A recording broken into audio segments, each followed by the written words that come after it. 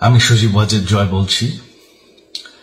আপনারা জানেন এই গত কয়েক সপ্তাহ ধরে আমাদের বাংলাদেশের যে গন্ডগোল সংকট চলছে, এই যে ছাত্রদের কোটা বিরোধী আন্দোলন, কোটার বিরুদ্ধে আমরাও ছিলাম। শুরু থেকেই আমাদের সরকার কোটা সরিয়ে দিয়েছে, আমাদের সরকার তাদের সম্পূর্ণ দাবি মেনে নিয়েছে। এটা আদালতের একটা রায় ছিল, এটা আমাদের সরকারের করা ছিল না। তাও আমরা অ্যাপিল করে দ্রুত এই কোটা তুলে দেই। তাতেও আন্দোলনকারীরা সন্তুষ্ট না। আমরা তাদেরকে আলোচনায় ডেকেছি, আমরা একটা জুডিশিয়াল কমিশন করেছি যে সংঘর্ষে যে হত্যাকাণ্ড হয়েছে সেটার বিচারের জন্য। অনেক পুলিশ অফিসার যারা অতিরিক্ত ফোর্স ইউজ করেছে তাদেরকে আমরা সাসপেন্ড করেছি। তাতেও এই আন্দোলনকারীরা সন্তুষ্ট নয়। আমরা যতই ছাড়, প্রধানমন্ত্রী নিজেই তাদেরকে ডেকেছেন যে আসেন আমরা আলোচনায় বসি, তাতেও তারা সন্তুষ্ট না। আমরা যতই ছাড় দিতে থাকি, যতই তাদের দাবি মেনে নিতে থাকি, তারা কিছুতেই সন্তুষ্ট না, তারা খালি দাবি বাড়িয়ে যাচ্ছে। এখন দাবি হচ্ছে যে সরকারের পতন। তবে সরকারের পতন হওয়ার পর কি হবে, কি হবে এটা কেউ ভেবেছে? আমরা বাংলাদেশে গণতন্ত্র রক্ষা করে রাখতে চাই। সরকার পতন করে নতুন সরকার আসার সাংবিধানিক অনুযায়ী শুধুমাত্র একটি উপায় আছে, সেটা হচ্ছে নির্বাচন। আমাদের সুপ্রিম কোর্ট রায় দিয়েছে যে কোনো অনির্বাচিত সরকার 1 মিনিটের জন্য ক্ষমতা নিতে পারবে না।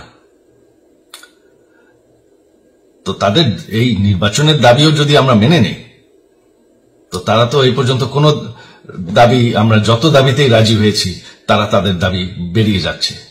তার মানে কি, আমরা যদি এখন এই নির্বাচন, সরকার পতনের দাবিও মেনে নেই, তারা তখন দাবি করবে যে না, এই সরকারের আন্ডারে নির্বাচন, এই নির্বাচন আমরা মানব না। তখন কি হবে এটা কেউ ভেবেছে? জানি আমাদের সেই সুশীল সমাজ আবার আলোচনা করছে সেই তত্ত্বাবধায়ক সরকারের অভিজ্ঞতা তো আমাদের আছে, আপনারা ভুলে গেছেন? সেই তত্ত্বাবধায়ক সরকারকে নষ্ট করে দেওয়া হয়েছিল বিএনপির আমলে ইলেকশন রিগ করার জন্য। তারপর যখন আরেক তত্ত্বাবধায়ক সরকার আসলো, দেশের কি অবস্থা হয়েছিল। শেষমেশ সবথেকে বড় কথা যে আমাদের সংবিধানে স্পষ্ট বলা আছে এবং আমাদের সুপ্রিম কোর্ট রায় দিয়েছে যে অনির্বাচিত সরকার 1 মিনিটের জন্য দেশের ক্ষমতায় থাকতে পারবে না। আমরা আওয়ামী লীগ, আমরা আন্দোলন করেছি, আন্দোলন করে এই দেশকে স্বাধীন করেছি, আন্দোলন করে গণতন্ত্র ফিরে এনেছি, আন্দোলন করে আমরা দেশের উন্নয়ন করেছি। আপনারা যে বঙ্গবন্ধুর মেয়ে শেখ হাসিনার বিরুদ্ধে বলছেন, আজকে শেখ হাসিনা না থাকলে বাংলাদেশ এতদূর আসতে পারত? অসম্ভব। কেউ কল্পনা করতে পারে নাই যে বাংলাদেশ এরকম উন্নতি করবে, এরকম উন্নয়ন হবে। ঠিক আছে, শেখ হাসিনার পর আপনাদের কি হবে সেটা আমারও চিন্তার বিষয় না, আমার পরিবারের আর চিন্তার বিষয় না, আপনারা বুঝবেন। তবে এইভাবে সংঘর্ষ করে, হত্যাকাণ্ড করে ক্ষমতা দখল করা যাবে না। এটা আর আন্দোলন না। যখন পুলিশ হত্যা করা হচ্ছে, নিরীহ মানুষের উপর হত্যাকাণ্ড চলছে, মানুষের বাসায় আগুন দেওয়া হচ্ছে, জার্নালিস্টদেরকে হত্যা করা হচ্ছে, এটা হয়ে গেছে সন্ত্রাস। আর সন্ত্রাস মোকাবেলা শুধুমাত্র একটি ভাবে করা যায়।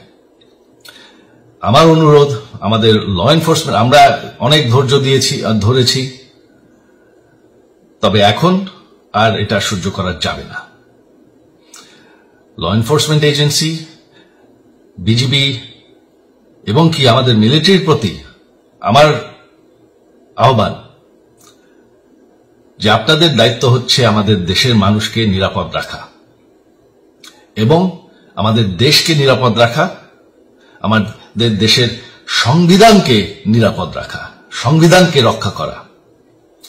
তার মানে 1 মিনিটের জন্য কোন অনির্বাচিত সরকার আমাদের ক্ষমতায় আসতে দিবেন না। এটা হচ্ছে আপনাদের দায়িত্ব, কারণ সেইটা হলে আমরা আবার পাকিস্তানের মতন হয়ে যাব।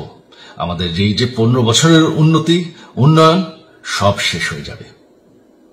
বাংলাদেশ এর থেকে আর কোনোদিন ফিরে আসবে না। আমিও সেটা চাই না, আপনারাও সেটা চান না। আমি সজীব ওয়াজেদ জয়।